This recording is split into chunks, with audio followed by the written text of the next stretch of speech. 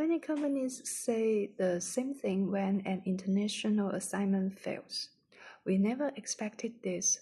He performed so well at the headquarters. Let me start with two real cases. The first was a software engineer sent to a non-English speaking European country. The plan was a 1.5-year assignment. In reality, he returned home before completing the first year. His English was fine, but he didn't speak the local language. He valued efficiency and felt frustrated with the slower work pace of the local colleagues. He attended meetings on time and left on time and rarely spoke up. Outside work, he mostly socialized with a small group of Chinese colleagues, and after a year, almost all his close contacts were Chinese. The second case involved a recent graduate international trade student. Her English was average, but the company urgently needed someone and sent her abroad quickly. Less than 6 months, she returned home.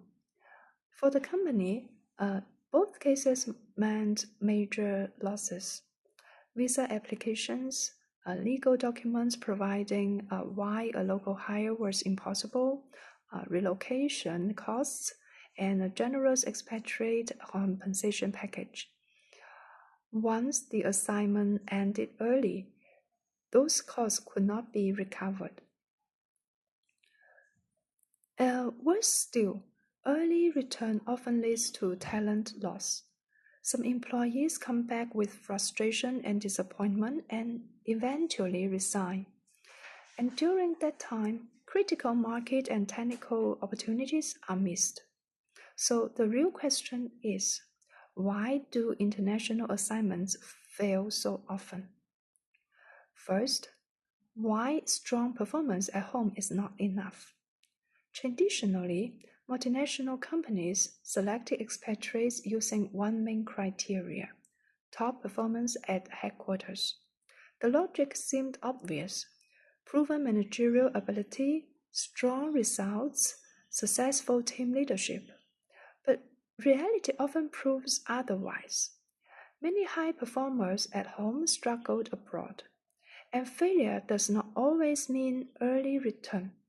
Staying the full term but missing performance targets, feeling isolated and exhausted throughout the assignment, maintaining a service stability while real value creation never happens.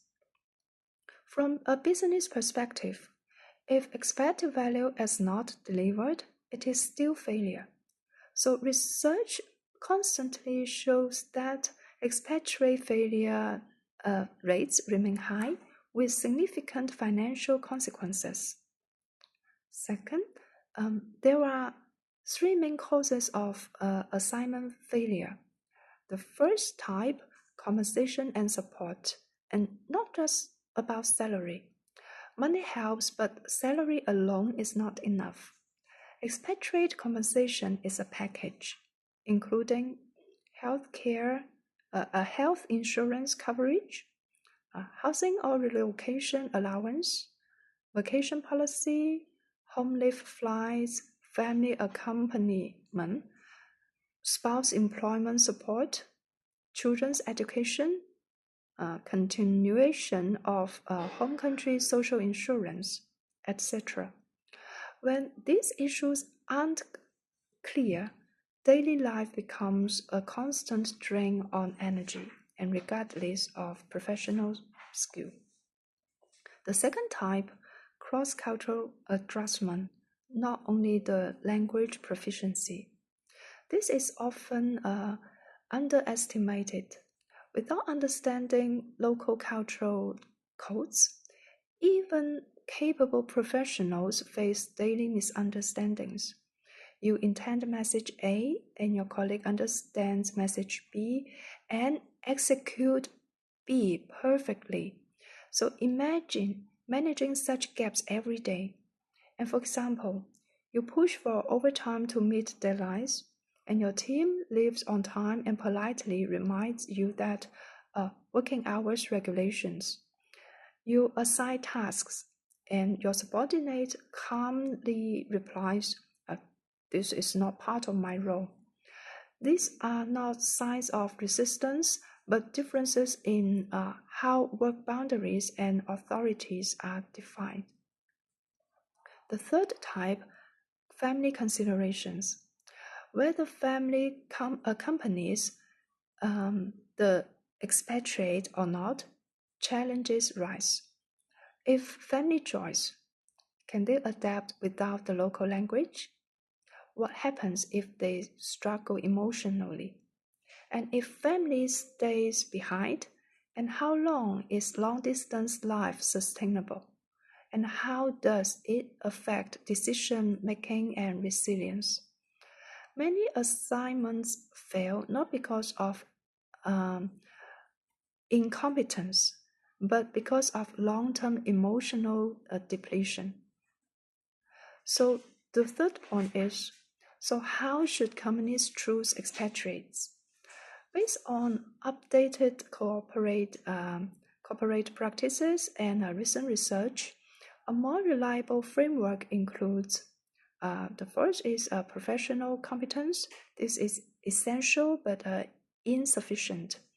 And second, cross-cultural capability, including open-mindedness, understanding different values and perspectives, cultural sensitivity, adjusting behavior based on feedback, and relational flexibility, finding workable solutions across cultural logics. And the third is genuine motivation to work abroad. Often overlooked but critical.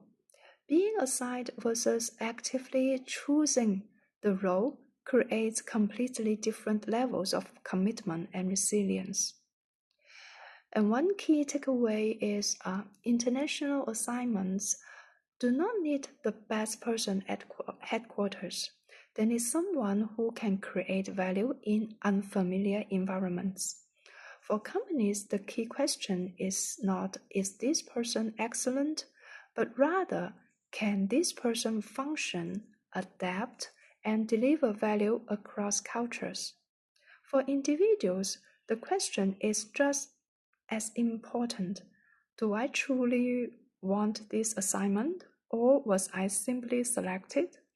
This is not about competence, it is about fit.